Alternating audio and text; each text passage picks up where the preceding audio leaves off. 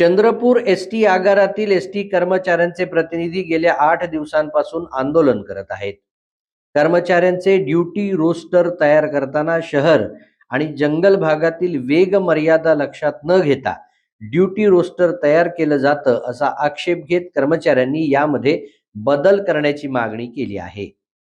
व्यावहारिकता लक्षात न घेता तयार करण्यात आलेल्या ड्युटी रोस्टरमुळे सामान्य प्रवाशांना वेळेवर बस उपलब्ध होऊ शकत नाही, असा कर्मचाऱ्यांचा आक्षेप आहे. सोबतच 8 तासांच्या ड्युटीवरील तासांचा ओव्हरटाईम देण्यात यावा, अशी देखील प्रमुख मागणी या कर्मचाऱ्यांची असून याचा राज्यभरातील 70,000 कर्मचाऱ्यांना फायदा होणार आहे.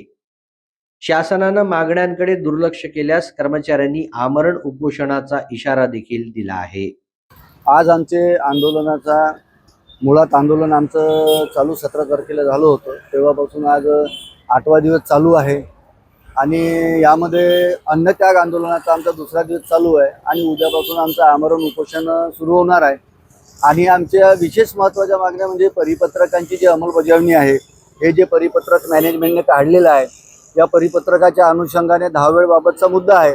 आणि दहावेळचा मुद्दा यासाठी आवश्यक आहे की आजच्या घडीला राप महामंडळाने दिलेली धाववेळ जी आहे ती थेट धाववेळ दिलेली आहे. म्हणजे सरळ 40 ते 50 किलोमीटर प्रति तासच्या हिशोबाने कॅल्क्युलेशन करून धाववेळ दिलेली आहे.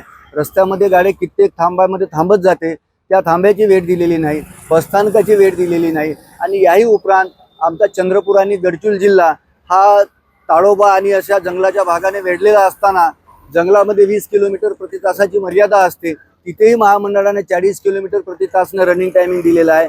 विद्यार्थी आहेत, मानव विकासच्या फेऱ्या आम्ही चालवतो. मानव विकासच्या फेरीचा रनिंग टाईम माननीय प्रादेशिक परिवहन अधिकारी यांच्या आदेशानुसार किंवा यांच्या तरतुदीनुसार 35 मिनिट प्रति तासचा आहे आणि तीच गाडी आमची 40 किलोमीटर प्रति तासने चालते.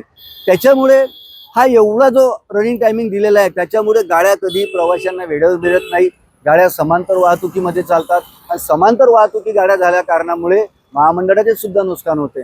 आणि या अंतर्गत 1972चे एक परिपत्रक आहे की ज्या परिपत्रकामध्ये आम्हाला अतिकालिक भत्ता देण्याबाबत सूचना आहेत.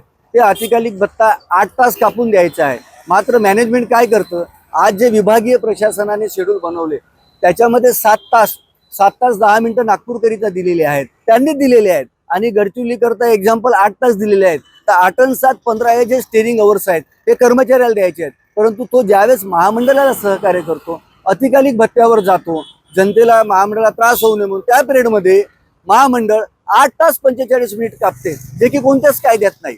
त्याच्यामुळे हा जे आमचा होणारा आर्थिक नुकसान आहे, हे आमचं भरपूर मोठं नुकसान आहे. त्यामुळे सदरची नुकसान भरपाई करून द्यावी याकरिता आमचं आंदोलन आहे.